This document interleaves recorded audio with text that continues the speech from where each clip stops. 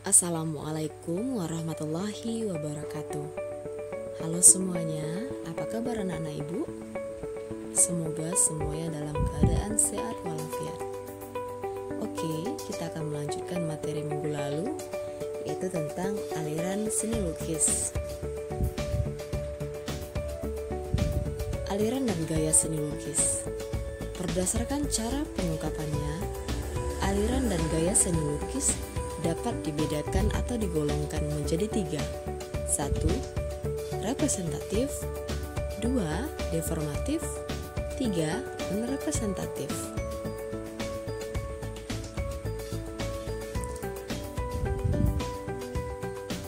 Representatif adalah perwujudan gaya seni rupa menggunakan keadaan nyata pada kehidupan masyarakat dan gaya alam. Aliran representatif terbagi 3. Yang pertama, aliran naturalisme. Yang kedua, aliran realisme. Dan yang ketiga, aliran romantisme. Kita bahas satu persatu ya. Aliran naturalisme adalah aliran seni rupa yang penggambarannya alami atau sesuai dengan keadaan alam, melukiskan segala sesuatu dengan alam nyata, sehingga perbandingan perspektif, tekstur, ataupun warna serta gelap terang dibuat dengan seteliti mungkin. Seperti kita lihat lukisan di samping kiri karya Basuki Abdullah, pemandangan di Kintamani, Bali.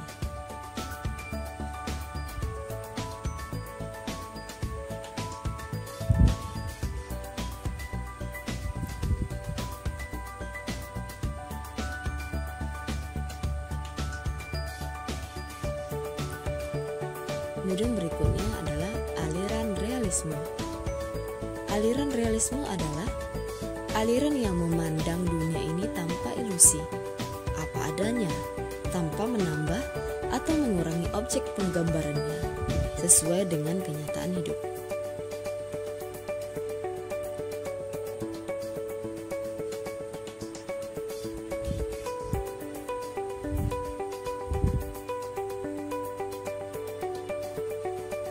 Kemudian, aliran romantisme. Aliran romantisme adalah aliran seni rupa yang lebih bersifat imajiner. Aliran ini melukiskan cerita-cerita yang romantis, peristiwa yang dahsyat, atau kejadian yang dramatis.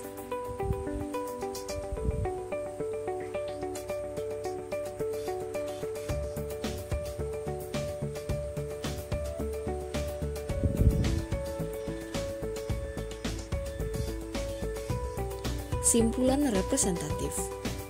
Naturalisme biasanya menggambarkan tentang keadaan alam. Realisme penggambarannya tentang kehidupan masyarakat. Romantisme penggambarannya cerita tentang peristiwa yang dahsyat, cerita romantis dan menegangkan.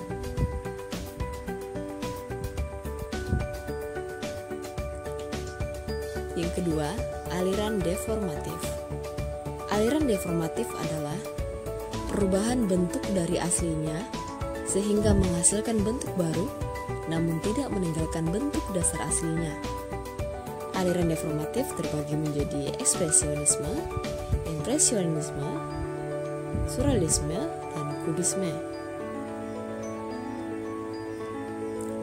Aliran ekspresionisme adalah aliran seni rupa yang penggambarannya sesuai dengan keadaan jiwa sang perupa yang spontan pada saat melihat objek karyanya.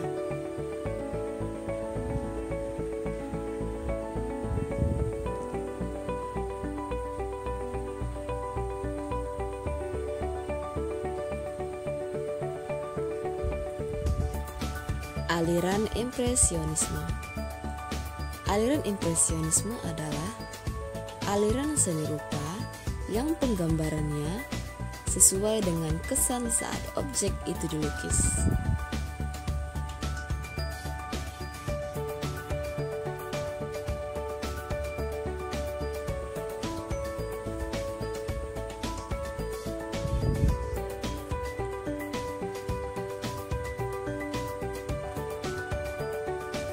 Kemudian aliran surrealisme. Aliran surrealisme adalah aliran seni rupa yang kebanyakan menyerupai bentuk-bentuk yang sering di dalam mimpi.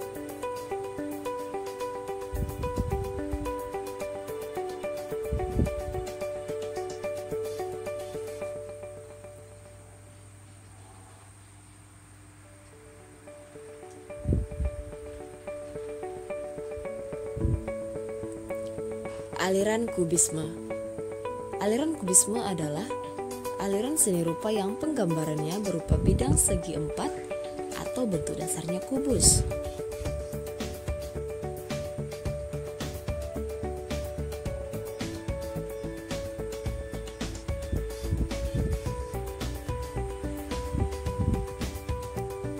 Kemudian yang ketiga adalah aliran non-representatif. Suatu benda yang sulit untuk dikenal. Bentuk dasar gaya ini sudah meninggalkan bentuk aslinya dan pada prinsipnya lebih menekankan pada unsur-unsur formal, struktur unsur serupa, dan prinsip estetik. Dengan kata lain, disebut abstrak.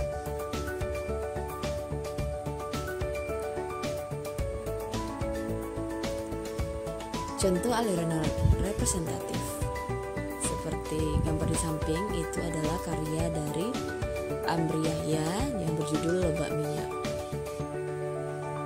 Aliran non-representatif dipelopori oleh Amri Yahya, Fajar Siddiq, Mukhtar, dan Sadali. Berikutnya B. Tema seni rupa murni. Dalam berkarya, seni rupa berdasarkan dalam sudut pandang yang berbeda dalam menjalani hidup ini.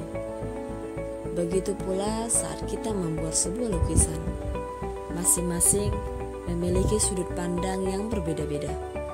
Sudut pandang dipengaruhi oleh suasana, waktu, dan keadaan geografis.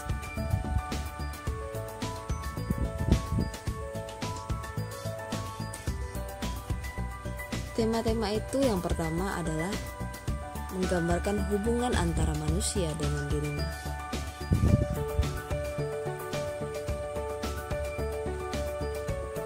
Para seniman juga tak jarang menjadikan dirinya sendiri sebagai tema atau objek dalam karyanya.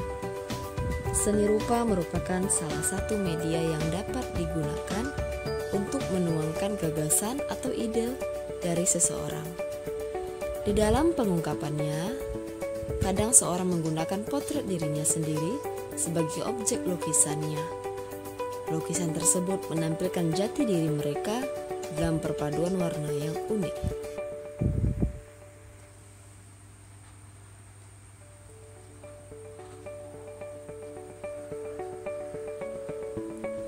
Dua, hubungan antar manusia dengan manusia lain.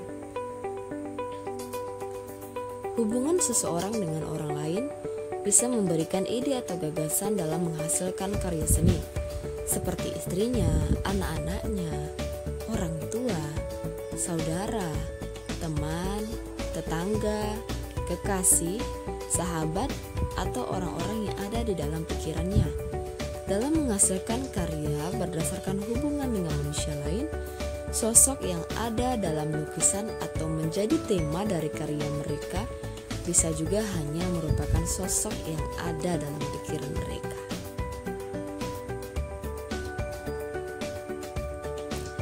Kemudian tema yang ketiga berkaitan dengan hubungan antara manusia dengan alam sekitarnya.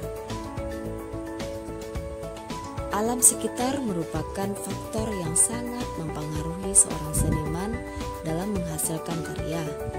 Alam sekitar seperti pemandangan sawah, sungai, pohon, bunga, pegunungan, hewan peliharaan, gunung, laut, hutan, perkampungan, perkotaan, binatang, dan sebagainya dapat menjadi tema bagi karya mereka.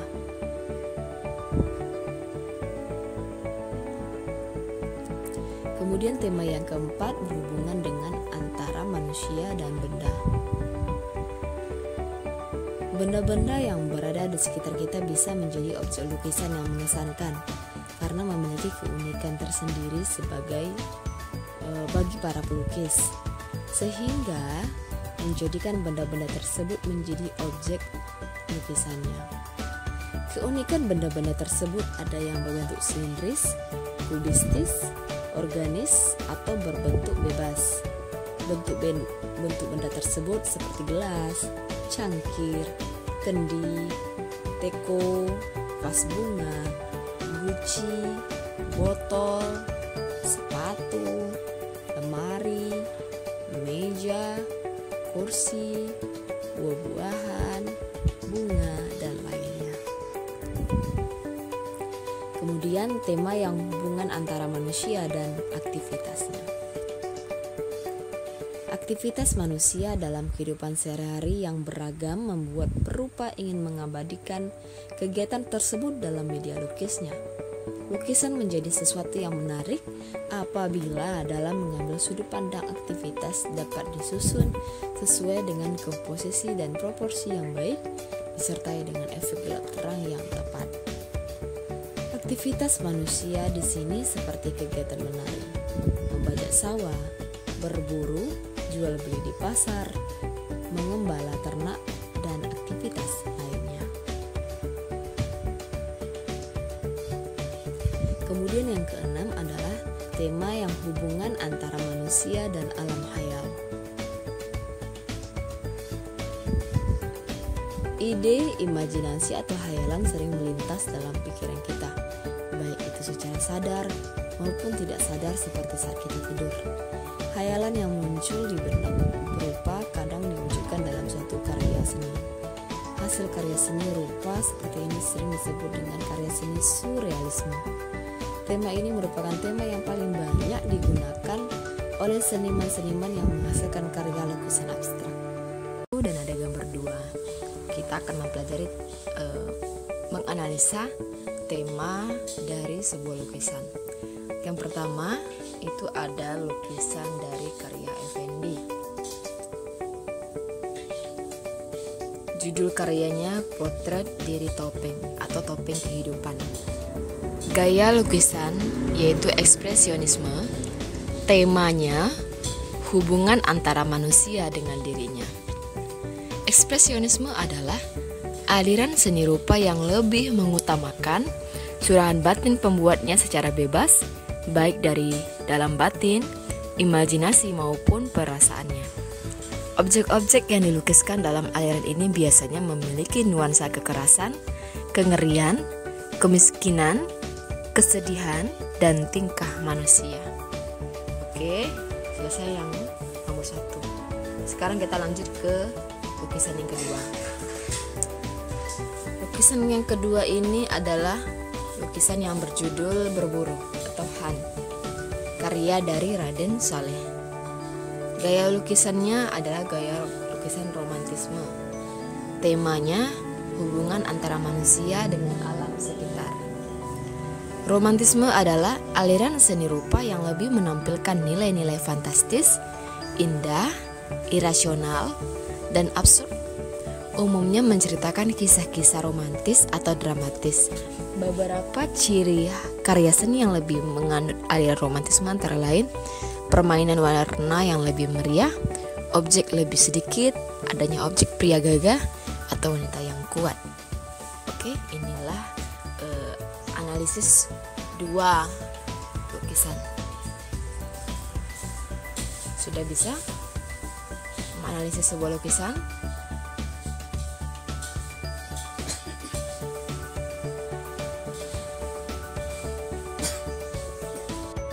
Oke, untuk tugas silahkan bergabung melalui Google Form yang akan Ibu kirimkan linknya melalui Google Classroom. Oke, yang penting jangan lupa klik subscribe, like, and share channel Mili Triana. Mudah-mudahan bisa bermanfaat untuk semuanya. Selamat belajar anak-anak Ibu yang kreatif, anak Indonesia yang selalu berinovasi dan selalu semangat. Oke, Ibu akhiri. Assalamualaikum warahmatullahi wabarakatuh.